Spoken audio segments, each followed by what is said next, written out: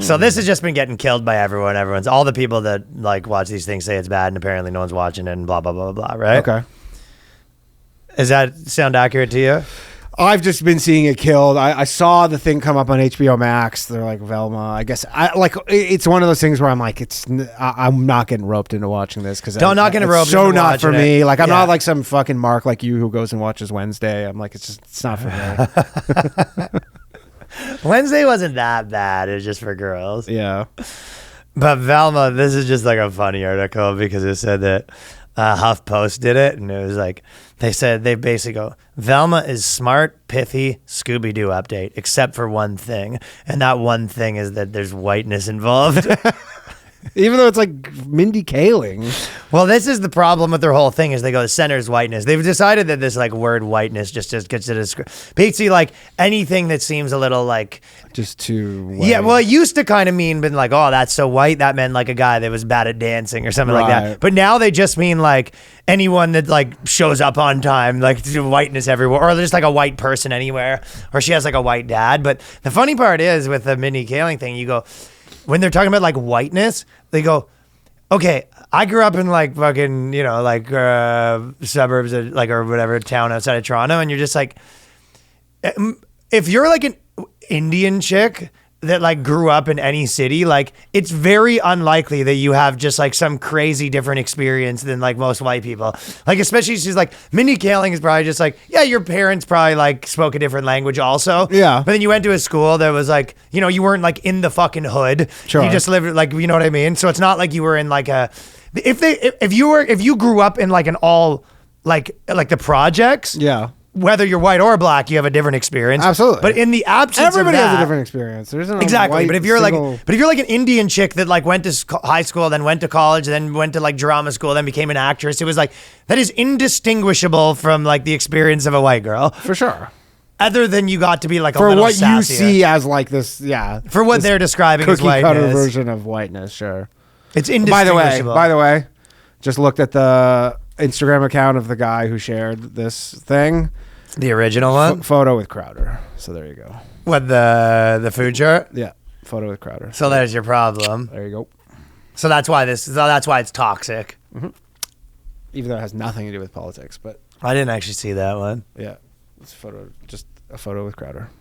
And all they're saying is it's funny that they said, they're like, Isaiah. Yeah. No, it's just like, don't trust these people who are telling you your nutrition because they're saying this. And it's like literally like a guy's just like from a nutrition angle. I guess not to drag this liberals, whole thing back, liberals right now really are it's one drop rule. They don't want to be associated. It's one drop rule, but they're also very, they really don't like messages of telling you not to trust anyone right now. They're sort of pushing a trust people agenda. Yeah, and I guess everyone on the liberals are like, yeah, you should fucking just get super fat and eat Lucky Charms. Just to own the conservatives. And you're like, okay. I told you, everyone that I know that's like even like super left wing is like it's completely over any of that. Sure, fucking yeah. Like there's almost, you're seeing it more in comedy right now too. There's almost zero comedians that are out there being like, I was fat shamed, like non-ironically. No. That's like, no, it's just not cool anymore. No. I did see a comic recently though. We were ahead of the curve. Who was we were so almost too ahead of the curve. But I saw a comic recently. 2012. We were like, this fucking fat shaming stuff stupid. Everyone's like, what are you talking about? What the fuck are you talking about? These pronouns are wild. You're like, what? Speaking of pronouns. yeah. But they them the movie. Yeah, you showed me it. Yeah, I saw the thing. But anyways, I saw a comic recently doing like this whole bit shtick and talking about like white guys are the worst kind of stuff. I'm like, still? And everyone was and it's a white chick being like, white people, like literally said the term white people in a 10-minute set like 10 times. Oh, yeah. Is she white? Yeah. Yeah, that's crazy. I was like, it was like slimy. Like I was like, it does make you feel a little slimy. My cringe meter goes off. Yeah, my cringe meter goes off like that when someone does like the same way that if someone does like a yelly bit about how people are too sensitive. Of course. Yeah, exactly. Like it's not like we're on a side of this. Like we'll totally acknowledge the other side. Where it's like, oh, you just can't handle me, like that shit too. You're like, that's yeah.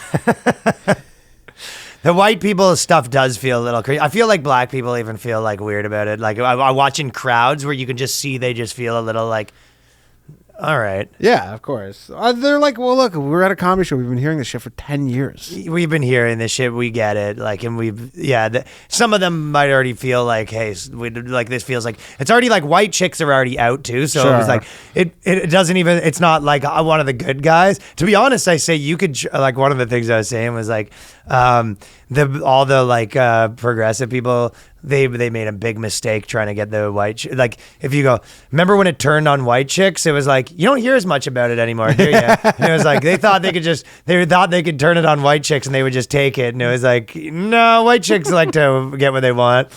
What do you think the IMDb score? They Them is a movie that basically it's out on Paramount. The new horror film thing, and it's like this one's all the fixins. A group of teenagers at an LGBTQ plus conversion camp endures unsettling psychological techniques while being stalked by a mysterious masked killer.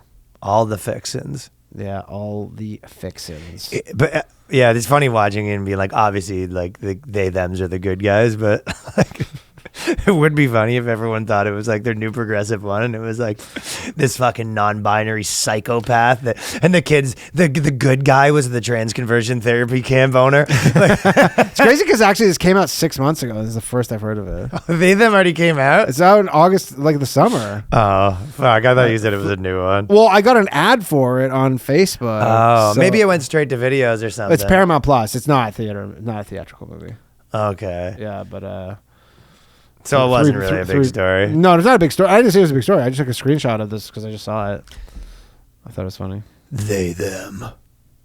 It looks and it's shot like I'm just seeing the stills, and it looks like they stole the look of Get Out. Like it looks. Oh yeah, all their stuffs look the same. Yeah, but it looks exactly like Get Out, that style. They had some like I want to say like the lenses and like the color grading looks like they're stealing that. Well, they're from themselves though, because they did it, right? I don't know if that's a Paramount. They said it's Blumhouse. No, I said Paramount Plus. Oh, it's not Blumhouse? No, I don't think so. Oh. I was thinking that's weird of Blumhouse to do, like make that one that's gonna bomb, but it was like, oh, so it's some other idiot that did it. Yeah. Oh, no, it's for sure a nobody movie. I was thinking it was Kevin Blumhouse. Bacon's in it. I know Kevin Bacon's a big fucking get for that, eh? Yeah. Well, he lost all his money from Madoff, so who knows? So this is what the problem with the whiteness, they go. Just as many white creatives who have influenced Mindy Kaling, she also finds an uncanny way to center whiteness. And quiet as that seems to be kept among broader audiences, it's become typical in Kaling's productions. Many frustrated viewers of color have pointed out on the Mindy Project, Have I Ever, Never Have I Ever, and The Sex Lives of College Girls, that whiteness has been centered. Hate centering whiteness. So a lot of frustrated viewers are like, for example, she'll have like a white boyfriend and stuff like that, which will drive them fucking up the wall. You know what I mean? Yeah.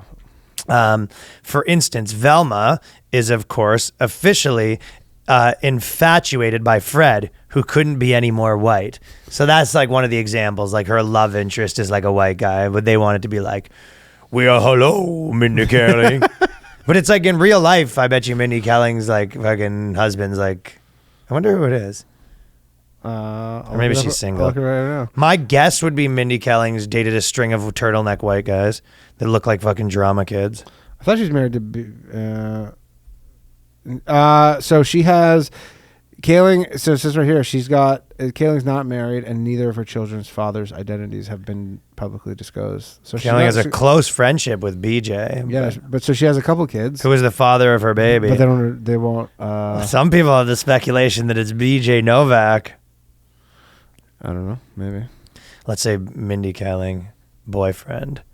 Let's see if there's any old photos. Like even just going on a date with a gala. You know what I mean? Yeah. Spends a lot of time. Boyfriend. It's all just photos of what's his face. BJ Novak. BJ Novak. But BJ Novak is exactly what I expect her to be dating someone that looks like. Is she skinny now? Well, I doubt that. Well, there's some photos where she's like mad skinny. I got to be honest with you. I really actually, you know what? No, yeah, that she is skinny now because this is from like skinny now. Take a fucking. That's peek, when's that from? Because look at this one. This is from September. Oh, she's skinny now. She got the Oprah thing going on. She's got sort of skinny, the diet that everyone's taking. Yeah. Do you know that? What's the diet that everyone's taking? And they're all getting in trouble for it. Oh, she looks way better when she's skinny, by the way. That's generally everybody. The diet that everybody's taking, no. There's like some fucking weight loss program that everyone's been on, and they originally made it for type 2 diabetes, and then some people started taking it for like yeah, Wegovy. Yeah, something like that. Semaglutide or whatever. Yeah, I was listening to some podcast about it. It's just diabetes medication, but it basically but makes your appetite accusing go everyone away. of being on that diet or whatever. It's like really hard to get. You can't even. I'm sure rich people get it. So that was their first thing they don't like. When Fred fucking comes on the screen, they're throwing their remote at the TV, right? This fucking white bastard.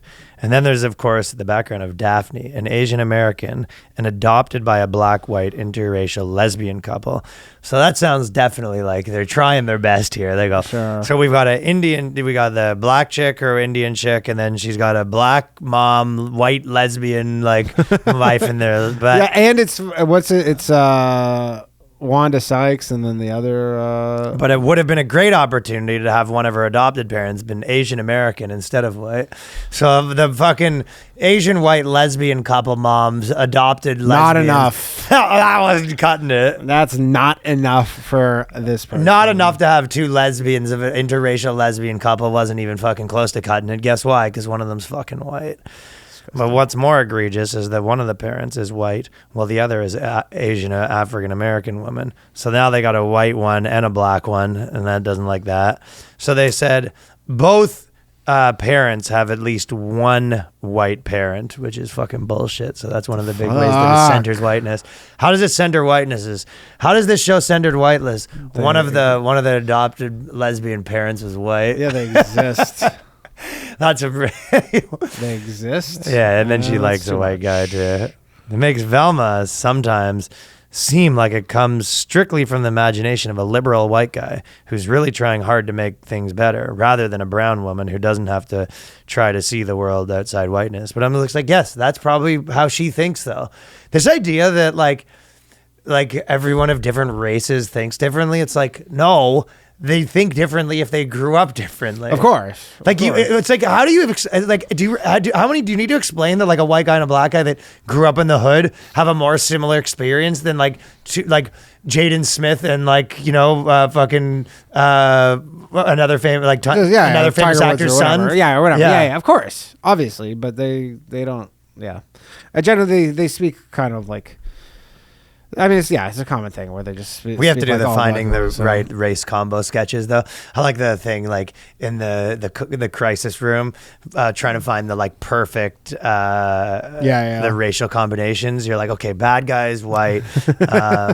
You know what I mean? Yeah, turn the perfect combination. And you're like, good guy's white, bad guy's white. And you're like, no, we can't do, okay, we make the good guy. Then why don't we make the bad guy bad? And you're like, but if it's that famous guy, like, he's going to be this. And we can't put the Asian in the best friend role. Like, the Asians are always in the best friend role. They need to be in a position of power. But this guy is this guy's a computer programmer. So it's too typical to make the Asian a computer programmer. We're making the bad guy. Can't make him the bad guy. Okay, we're back to square one. I mean, it's a literally unwinnable game. Yeah. No, it's you know what it is to go, how about there is no bad guy? And you go like, but the story has to have a bad guy. It's just a girl winning. Yeah, exactly. You go, there's no conflict, there's no stakes. It's just a girl winning. You go, that's not great. It's just She's girl. Trans though. You go, It's just a woman who overcomes her internal villain. Sure. She has. She has. This is like your fucking bullshit. Mel Gibson movie where at the end of it the villain is internal. The villain was her, it was her, maybe her mom. No, it was just inside of her. It was the villain. It was just inside of her. Fuck that. All right.